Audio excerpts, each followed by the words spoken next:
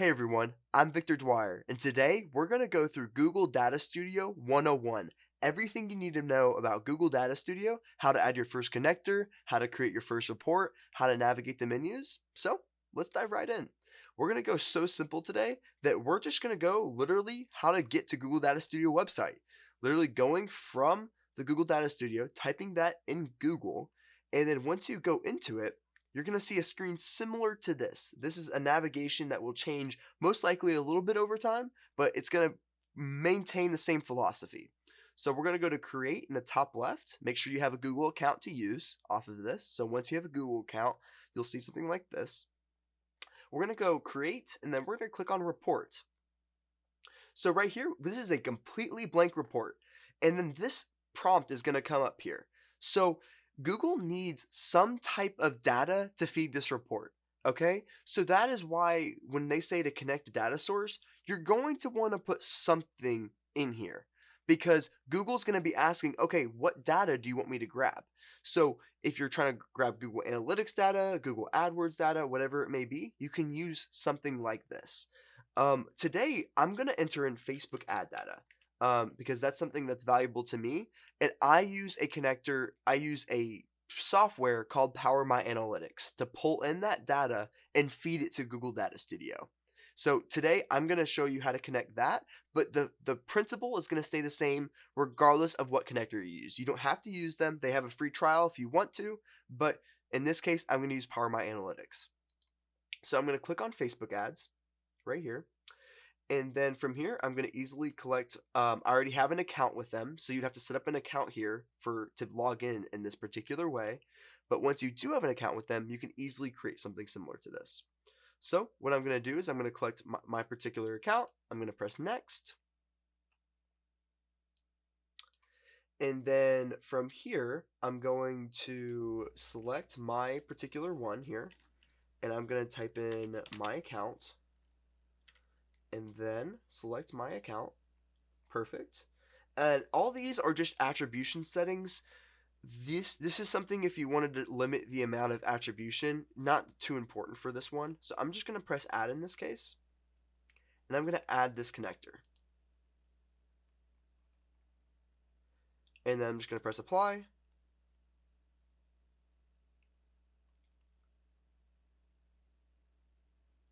And I'm going to add it to the report. So now this data is now in this report, okay? So it's going to start populating certain campaigns. It's going to start populating other things. This is just an example table that populated right now. But I'm going to do something a little bit different. So I'm going to delete this one because I don't need this right now. But what I am going to do, I'm going to go to the insert and this prompt up here. I'm going to click on insert. And I'm going to go down. I want to create my first KPI, my key performance indicator. The things that I want to look at on a daily basis, that's what I want to bring into right now. And I'm going to click on scorecard, and it's going to populate whatever Google thinks is going to be valuable. I don't need this metric. It's not important to me. So in scorecards, there's only a metric, and a metric is defined as a number, okay? It'll always be some type of number of some type. And what I'm going to populate in here is I'm going to grab, for example, the spend amount, the amount spent. So you see how I typed in on the right column right here, the amount spent? These are the fields. I'm going to clear this. These are all the fields that the Facebook connector will provide. So when we click on this, these are all the fields that Facebook gives us, okay? And we'll be able to look at this and be able to see all the different fields that Facebook gives us. There's a lot in here. The Facebook connector has a lot of different data points that we can connect, and you can kind of just scroll through and find which ones you want to go through. But that's what are here. And if you look at you see how this says ABC, and then there's a number. So there's 1, 2, 3 and ABC. Why does that matter? ABC is a dimension, meaning that it's a word, okay? And then 1, 2, 3 means it's a metric. Why does that matter? Because when you start assigning things to say, hey, display this data, if you want to display a word there, it's a dimension. If you want to display a number, it's a metric. That's the difference between those two things. The link, the hyperlink looking icon, that is a link. And like obviously the image one is going to be an image. So that's what these little icon things, that is what the reference is for. So let's go back to here, and I'm going to type in spent, the amount spent, and what I'm going to do is I'm going to click and drag this over here, and then I'm going to drag it into the metric right here. And then it's going to do the amount spent. Okay? So this is not going to be working just yet. So I can either do a date range right here, or if I want to get real fancy, I can adjust the date range like this by pressing custom here and adjusting the date range. But if I keep it on auto and then I add a control here, or add a date range, I can actually insert one here and actually enter a date range control. And this will actually manipulate the entire report to say, hey, this is the date range I want to put into it. So I'm going to go pretty far back. You can either select it manually, or you can select one of this. I'm going to click, I think, let's go ahead and do this. Let's do this manually. So I'm going to go back as really far back. I'm going to do the first until today, basically. So once that changes, that date range, then this amount spent will actually populate with data. So meaning that I have spent $1,361 in the last year or so. Let's just say that. And that is our first KPI, our first key performance indicator that we have generated. Cool. Awesome. So there's two ways I can keep going with this. I can either press Control C and Control V, paste it again and do this right here, or I can press Insert and put another scorecard here. I usually like to have about 4 or 5 key performance indicators, and so what I'll do here is I'm gonna take off the amount spent, and then I'm gonna pull in something that's also important to me. So let's say cost per, I want to bring in the cost per sign up, which let me see if I can pull it in like this, cost per email sign up. So Facebook has a lot of different variables within here that are going to change. So finding this is going to be very difficult because there's so many. Maybe I might be able to do cost per results. There's so many different ways to pull in to take in this data. One of them will usually work, but there's usually a lot of different ways to go off of it, because within the Facebook ad structure, there's so many results and result driven things. So in this case, let me just do impressions to make this a little bit easier. So I'm going to grab the amount of impressions here so I can at least start with that. Do you see the impressions? Perfect. And then I'm going to do, let's do also like video views. Let me do 3-second video plays. I'm pretty sure I have some videos in this account, so let's work with that. Why not? Okay, perfect. And let's say if you were trying to look at the change the name of this. So I can actually click this little edit icon right here, amount spent, and I can actually change this to, rather amount spent, I can do spend, for example. And I can do spend, just like that. And let's say if I wanted to have a different date range. So for example, let's say if I said rather than this date range, I wanted this particular one to say, let's do this in this case. I'm gonna hold and highlight all this rest, and I'm gonna press Control and Control V, Control C, Control V. And what I'm gonna do, rather than this being that type of spend, I'm gonna make this always last month spend. So this date range will actually be different. So no matter if I change this, this will not change. This will always be last month spend. I can actually go here and press custom on this right here, and I can change this to where it's always last month. Right here. So I can click last month, press apply, and this will always be last month spend, no matter what happens. So pretty cool. And like basically we'll be good from that point. So let's get into some little bit fancier charts here. So we can actually get into all different types of tables and things like that. I'm going to bring in a time series chart. So Google's going to do its best to try to create a relevant one. In this case, it did amount spent, so this is pretty relevant. So over time, I can see the amount spent over a particular time period. So it's a very graphical, very graphical, very visual way to see this. And if I want to get even fancier, you can put multiple metrics inside this particular view. So in the scorecard, you can only put one metric. And the reasoning for that is because there's only one metric being shown. Okay? You can't show multiple metrics on the same scorecard. Okay? But in this, you can actually you can overlay them with different things here. Okay? So, for example, on this metric, rather than I can have amount spent and I can have impressions. As long as they're both metrics, you see how I can put this here? Boom. And in this case, the dimension is the date. What it's categorizing it off of, that would be the dimension in this case. So it'll actually populate this in here. Looks like I accidentally clicked something. Okay, there, perfect. So now it's showing the amount spent and the amount of impressions. It's very, very small. If you can see that there's a very small increase, but because the impressions are so much bigger, then you can use that. But this is a way to look at it. And if you want to you'll be able to, once you're in the view, you'll be able to really dial in on certain months and things like that. So if you wanted to, you can drill down and do it by a month view. You can really go into that in that way. So the next thing I'm going to show you is a table. Tables are really valuable for showing what particular campaigns are working and everything else like that. So what I'm going to do is, this isn't very valuable view for me. If this is valuable, this is awesome. You can work it off the dimension can be the date. So if you want to see what particular days are having the best impressions, how much you're spending, that might be valuable to you. So tables can also pull in multiple metrics and dimensions to keep that in mind. So I can pull in the amount spent here, and I can actually have a table here that will pull in the particular date, the impressions, and the amount spent. I can pull things like that. But let's say if I wanted to categorize it by dimension, okay?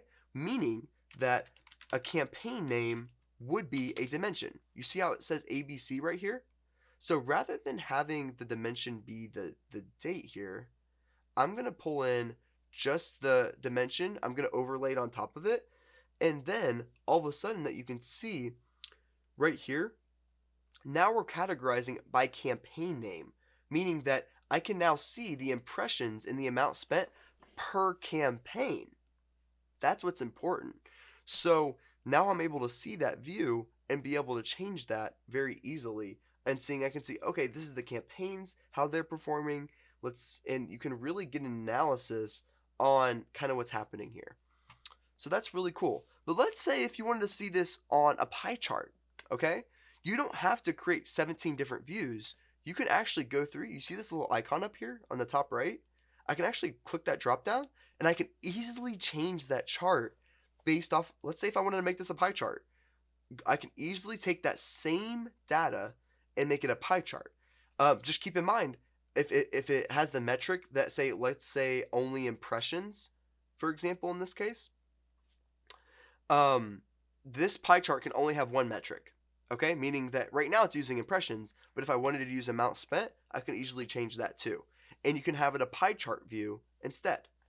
If I want it to be a table with bars, for example, to have like to show the amount that's happening there. If I wanted to do a table with a heat map, that's totally possible too. So what if you were saying, hey Victor, how do I customize this even more? How do I change the style? These aren't my brand colors. How do I change those type of things? Well, you see this little next to setup? There's actually the style option right here. So I'm going to move myself a little bit this way. I'm going to go to style right here. And I can actually change all the, I can, if I want to not show the header, I can take that away. I can change the way that goes. I can change the table titles. I can take away the row numbers. I like to take away the row numbers usually personally.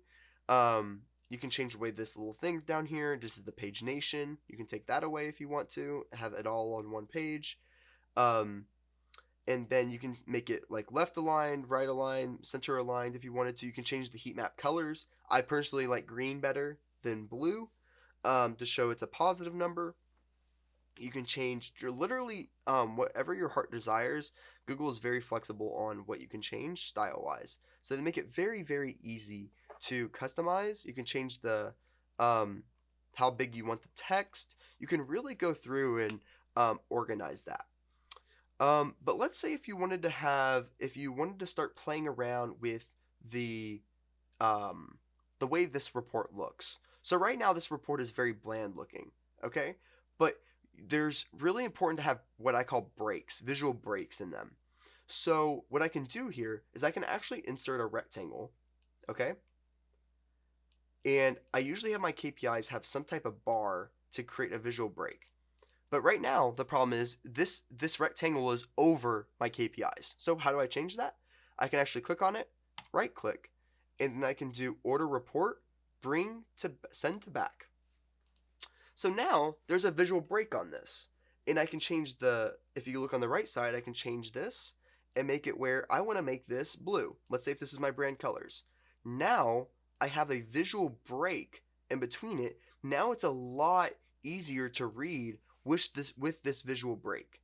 And even with my KPIs, I usually put on a background, a border shadow, to make it where it even has a better visual break, meaning that I can do this, and now when you look at it, it has a border shadow. So now if you were looking at this, it's easier to differentiate what each one is different by going to style, and then I can actually add these border shadows here, and I can actually show, and now each KPI looks very different, and now I'm adding more visual breaks to make this a lot easier. Just look at the difference between these. I'm going to delete this, and then if I re-add it, it makes a huge difference. That visual break makes a huge difference within the report. So it's very valuable to have those visual breaks, and you'll be able to use that very easily. So there's that capability, which is amazing. And then I can rename this report. I'm going to call this the Victor Test Report right here. Victor Test Report. You do it just by clicking on it. And this will save it to the Google account that you made this under. And you'll be able to really bring in a lot of different data. And the way you can do this is you can just by scrolling down the fields, like seeing what's interesting to you and being able to break it down that particular way. Now keep in mind there are certain fields that cannot be crossed over. We are going to go through that in another video because all this data will not be able to reference itself and you're going to get lots of errors. So we're going to go with that in the future. But for now, let's keep things simple by using everything on one report. And if you let's say if you wanted to go through and add the performance by campaign, you'll be able to do that. So since it's on the campaign level, you'll be able to see what maybe you'll be able to, for example, in this case, if I were to pull in an add image URL, this is not going to work. Here's why. If you have multiple ads, the way Facebook works is there's one campaign and there's multiple ads, about 4 ads per campaign. If I were to try to pull in the add image URL, it's gonna go to Google and say it's gonna go to Facebook and say, hey, I need one ad image for this, and it's gonna get confused. It's gonna say, wait, there's 4 ad images. Which one do you want? And then it's gonna cancel. Okay, it's that simple. So what I can do here, rather than breaking it down by campaign, I can break it down by ad instead. So the way I'm going to do that is I'm going to press insert here. I'm going to get another table, okay?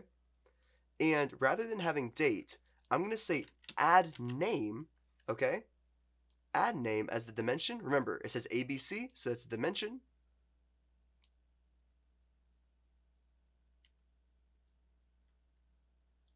Here we go. Perfect. So what I can actually do is I can actually put this add image inside the dimension. Images can go inside the dimension and it can actually display that image within a table. And you can actually change the header as well, the header name. So rather than being add image URL, it can be just add image by just typing in add image here. So you can do it like that, and you can put the image there as a dimension, and that will work just fine. But let's say if you wanted to hypothetically bring in the amount spent on each of these ads. So you can take that same metric, and even though it doesn't say ad amount spent, it still shows the amount spent per ad, because that it can be both on a campaign level and it can be on an ad level. So it's going to work almost for both. It's going to work very similarly for both.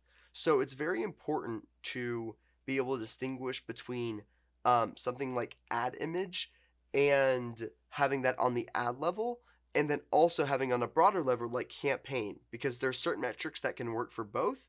Certain things cannot work together.